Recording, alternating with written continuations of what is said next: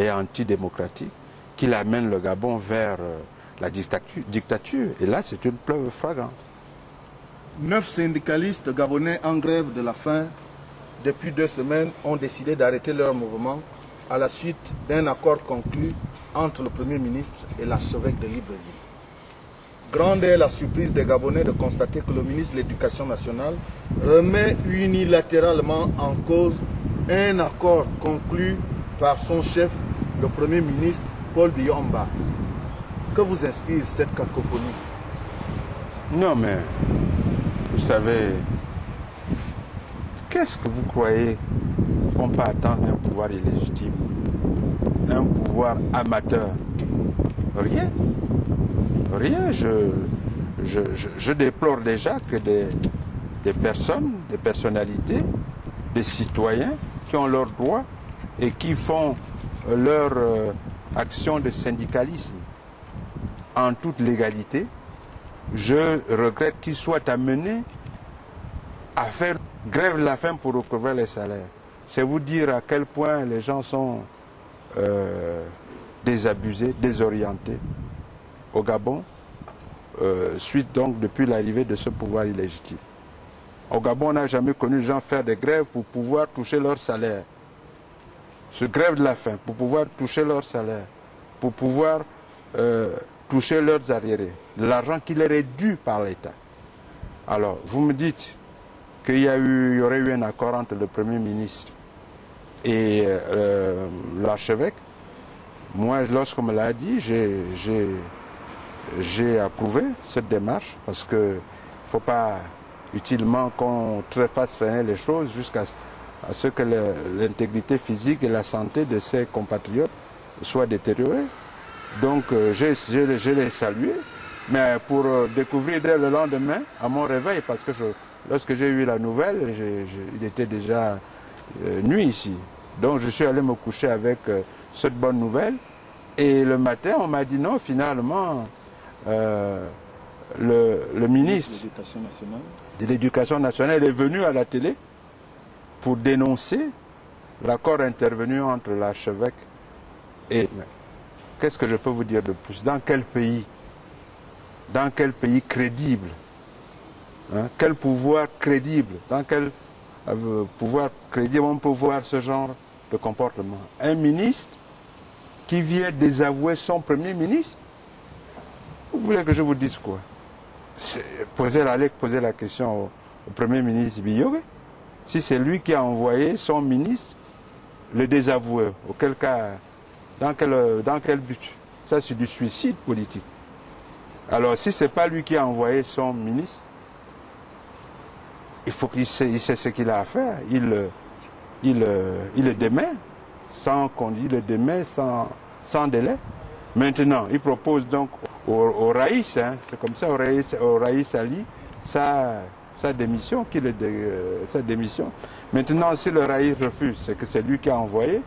Le ministre désavouer le Premier ministre, alors il restera au Premier ministre à prendre ses responsabilités. Mais de tout ceci se dégage. Vous voyez déjà le gouvernement, le pouvoir était illégitime. Et on disait qu'il était un pouvoir amateur. Même là, il perd le peu de crédibilité qu'il avait, qui peut encore croire qu'un gouvernement, un pouvoir qui se comporte comme ça, qui peut encore lui accorder la crédibilité. C'est vraiment...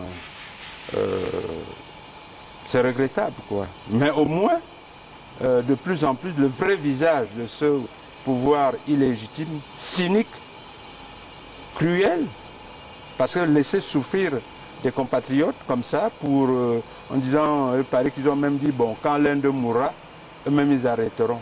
Qu'est-ce que ces gars-là ont fait comme ça? Qu'est-ce qu'on peut faire à ce pouvoir illégitime pour qu'on arrive à une situation de haine?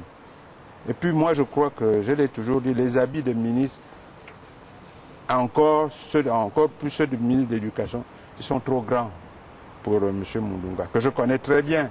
Ils sont très grands. À l'époque du président Bongo, il faisait des pieds et des mains pour être ministre. Et le président Bongo disait, tant que moi je serai là, pas celui-là. Parce que bon, vous savez, il y a eu des grands noms au ministère de l'Éducation nationale. Prenez tous ceux qui sont passés par là. Mettez-les à côté de M. Mounouga et vous comprendrez que les habits sont trop grands pour lui. Et pour cacher son incompétence, ça verse dans l'arrogance, dans la méchanceté. Bon, mais l'avenir, tout ceci va le rattraper très prochainement. Dans une récente interview au journal Jeune Afrique, Ali Bongo s'en prend à vous et au président Miboto. Avez-vous un commentaire là-dessus? Écoutez, si monsieur Ali Bongo a le droit de critiquer ses adversaires, de contredire ses adversaires politiques que nous sommes, mais il n'a pas le droit de nous manquer de respect. Il n'a pas le droit de nous insulter.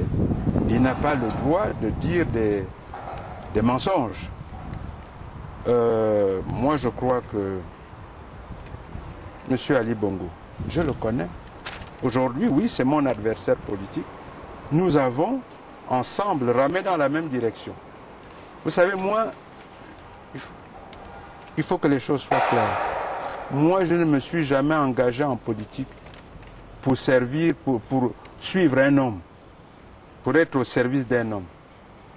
Moi, je m'engage en politique pour défendre des principes et des idées au service de mon peuple. Et les idées et les principes que j'ai toujours défendus, c'est le multipartisme, c'est la démocratie, c'est la justice sociale, c'est le respect des droits de l'homme. Voilà ce qui m'a animé. Et je me suis effectivement retrouvé autour du président Bongo, avec M. Ali Bongo, et ensemble, nous nous sommes battus pour l'ouverture politique, pour le retour au multipartisme. Et j'ai été d'autant plus surpris agréablement par ce positionnement de M. Ali Bongo, qu'il venait de tenter de convaincre le président Omar Bongo Ondimba lui proposer l'instauration d'une monarchie au Gabon.